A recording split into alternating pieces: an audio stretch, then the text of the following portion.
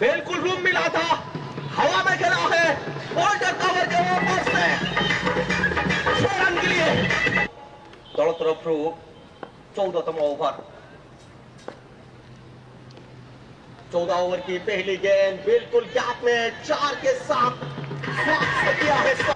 वो जिगरा दिखाना चाहेंगे विश्वरंजन साहू। विश्वरंजन साहू अंदर, गेंद बाहर, 6 रन। 15 ओवर की दूसरी गेंद, कलाई को मोड़ा, मापा, तोला, गैप पे गेंद को ढकेला, फील्डर से दूर, 4 रन। अपना चौथा ओवर डालते हुए और एक बार ऊंचा, क्या बात, शाबाश। क्रीज ने दंडाई मारा और एक बार इनका तेवर, इनका तेवर।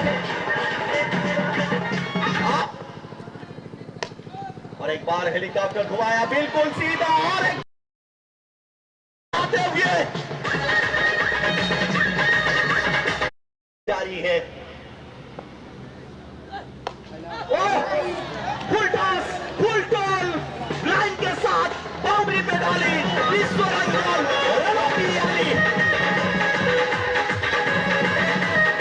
49 रन पर बल्लेबाजी करते हुए और इस शॉट के साथ हाफ सेंचुरी पूरा होता हुआ विश्वरंजन साहू का ना ये सवाल समझते हैं, ना ये जवाब समझते हैं। ओडिशा टेनिस क्रिकेट में विश्व